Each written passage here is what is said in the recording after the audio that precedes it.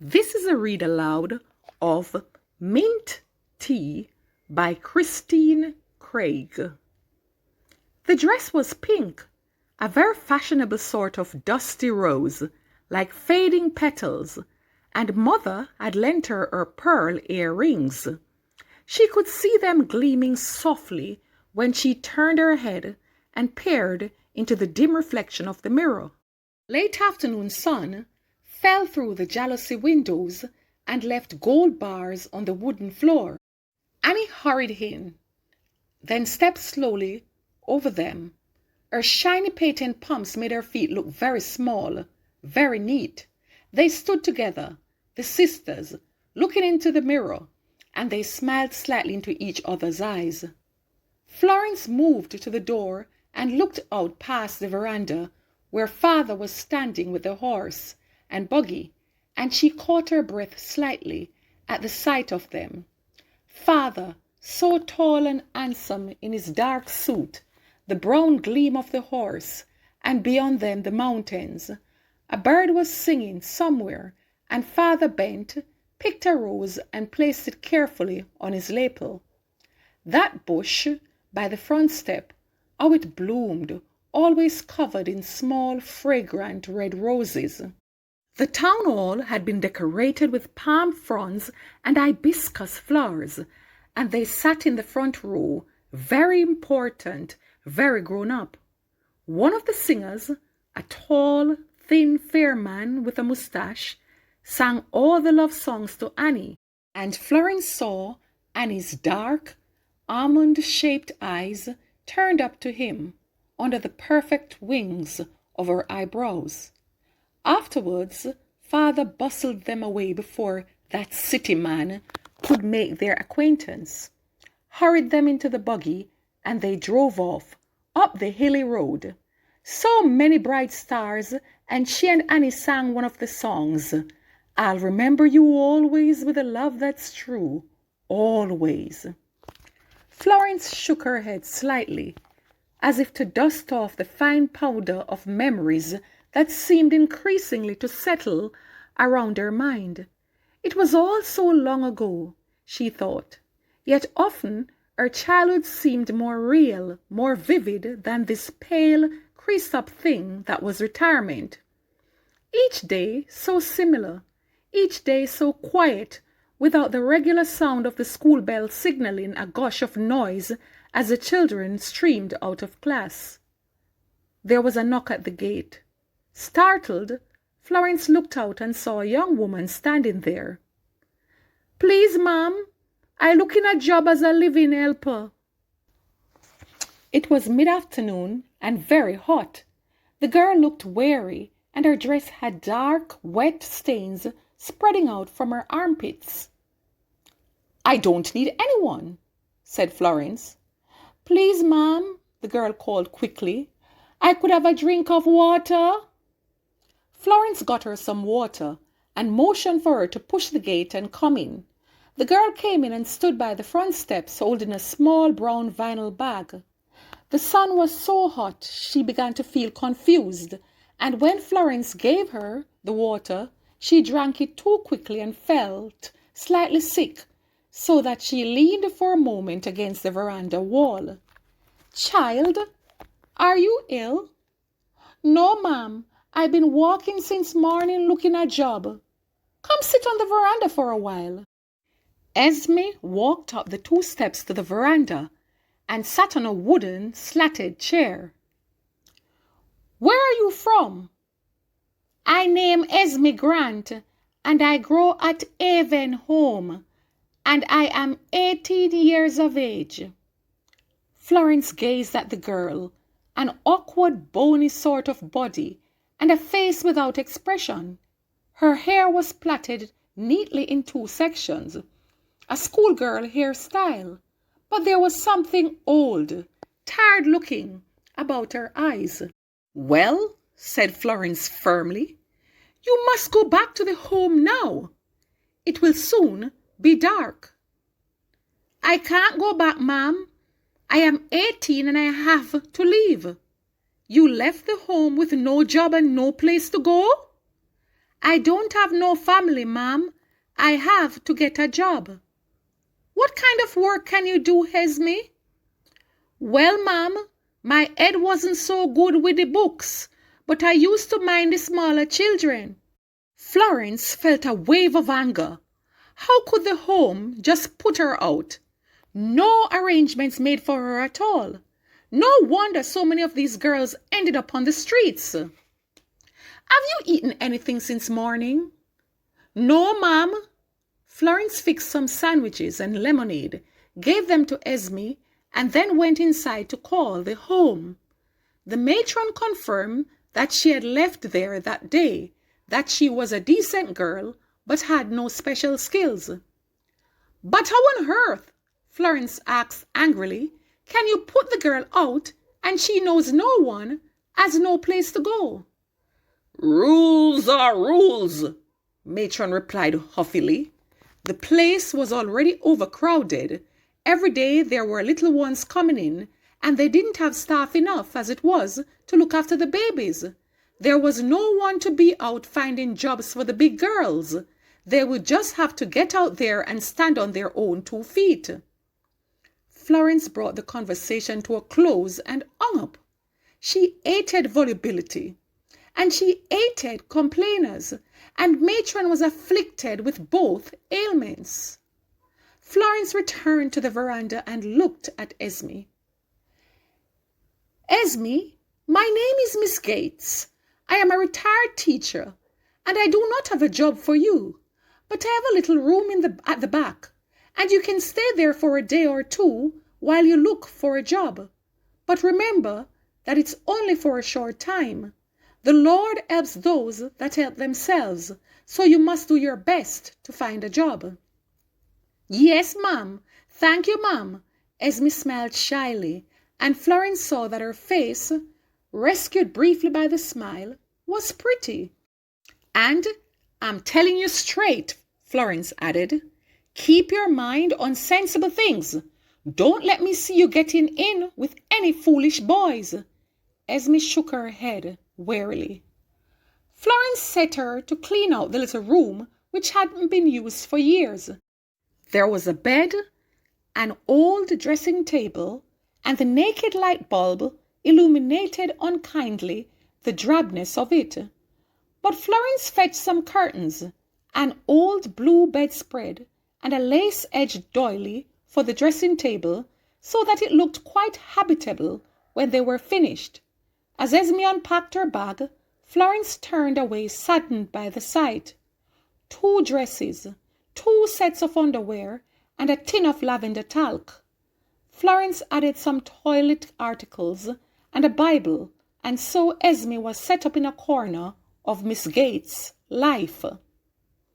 Esme was neat, tidy, dutiful, but she had no skills for job hunting. Florence was horrified to discover that she could barely read and write, and she would only respond to direct questions. An underdeveloped soul, she thought sadly, and set herself diligently to Esme's instruction. But in spite of Florence's considerable experience as a teacher, Esme proved an unresponsive pupil. Florence encouraged her to read the newspaper and listen to the radio, but Esme seemed to have no real interest in any particular subject. She had no particular liking for one thing or dislike for another. She did as she was told. Institution life, thought Florence, and she tried to get her to make simple decisions.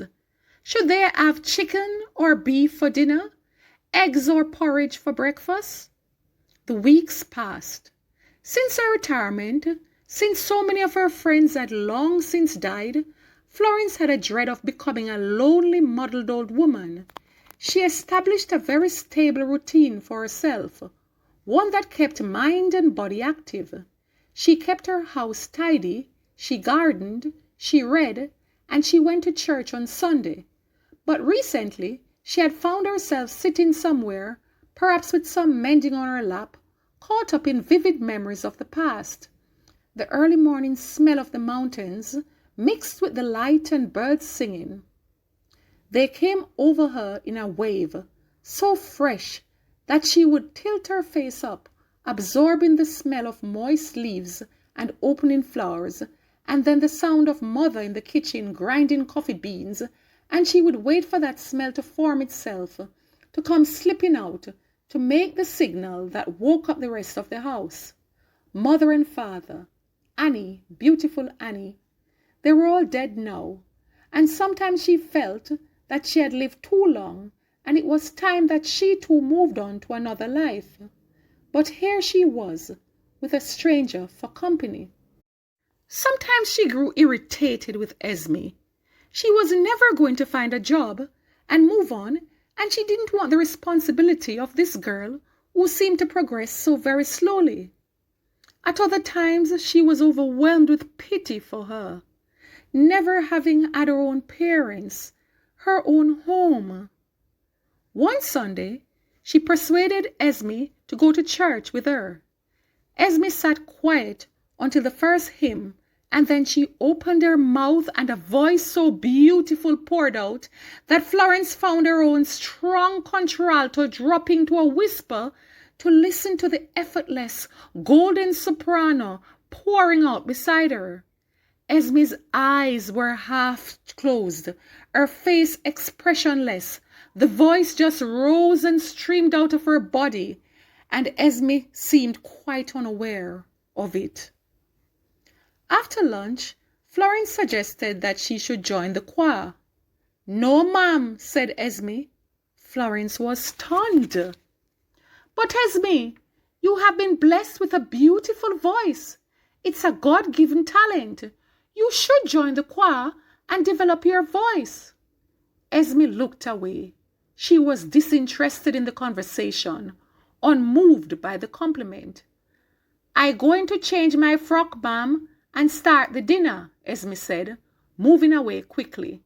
"For heaven's sake, Esme, stop calling me ma'am," Florence said wearily. The next day, Florence sent for the piano tuner. He spent hours with his tuning forks, and his notes played over and over again. Esme gave him tea and ignored him, but the noise made Florence irritable. She went out for a walk and found herself looking at things in shops. It seemed to her that the shops were full of ugly, badly made things from places like Taiwan and Hong Kong.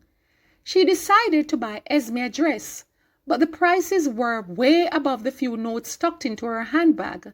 She returned home hot, tired, and bad-tempered. The piano tuner charged an exorbitant fee for his services and left. She drew the curtains in her bedroom and lay down. She was hot, her feet were swollen, and her thoughts raced about, disjointed. Her heart was beating too quickly. She must calm herself, breathe in slowly, out slowly. It was growing dark, and Esme did not know what to fix for supper. Miss Gates never laid down like that in the day. She went to the bedroom door. "You sick, ma'am, Miss Gates?" she asked. "You want I should fix you some mint tea?" "Yes, thank you, Esme," she said, pleased that Esme had taken the initiative in this one small act. Revived by the tea, she found a box of old music sheets and began haltingly at first. Then the notes seemed to flow back into her fingers, and she gathered up confidence and launched out fully. Esme sat on the veranda waiting patiently for Miss Gates to stop playing and tell her what to fix for supper. But Miss Gates flowed on, and finally Esme fixed herself a sandwich and went to her room. She was later summoned, and when she went sleepily to the living room, she was startled by the old lady's face, the excitement there. Her eyes sparkled, and her close-cropped white hair seemed to crackle around her head. She gave her some sheets of music. "It's the 23rd Psalm, and you know the words already. I'm going to play the music, and you listen and follow the words on the song sheet." Esme took the paper and listened as Miss Gates played the song in her slightly raspy old contralto voice. "Now ready? I'm going to start again, and you sing it with me." Miss Gates played and Esme sang. She grasped the music immediately, and once more the effortless, true voice flowed out. When it was finished, Miss Gates looked at her, still with that sparkle and energy about her. "Wonderful, Esme! Just truly wonderful! We will practice a few more times, and then you will sing in church on Sunday." "No, ma'am," said Esme. Miss Gates flew into a terrible temper. "Don't you dare tell me no! So foolish! Why ever not? I can't understand you at all." Esme said nothing, but she began to feel a bit anxious. She did not want Miss Gates to get upset. She did not want her to get sick. Miss Gates closed the piano lid and paced up and down in front of the immobile Esme. "I have been a teacher all my life. Some were bright, some were not, but they all left my class with something, some sense of themselves, some spark of ambition. Are you listening? I pick up the newspaper every day and see this one or that one doing well, doing something with their lives. And you, with this great natural talent, you have no ambition. For the life of me, I can't understand it." "Please, Miss Gates," Esme said softly, "please don't take on so." Florence stopped pacing. She felt dreadfully tired. They locked up the house and went to their rooms. The next day she spent most of the day in her room, and she would not eat. Esme did not know what to do. She knew there was a niece who talked on the telephone sometimes with Miss Gates, but Esme did not know her name or phone number. If anything happened to the old lady, she would not know what to do. The next day Miss Gates did not even get dressed. She accepted a cup of tea and stayed in bed. There was no washing to do, the house was tidy, and Esme did not know what to do. She knew she must do something. Finally, she presented herself at the door. "Miss Gates, ma'am?" "Yes, Esme." Esme was shocked by the voice, by the face that turned towards her. She looked so old, so small and old. "Ma'am, I should get a doctor? What I should do, ma'am?" Miss Gates turned her head away and did not reply. Esme went away. She was frightened now. She was trembling and she felt cold. It was always hot in the home. There were so many girls. Sometimes she would wake up at night and feel glad that she was awake in the cool and quiet of the night.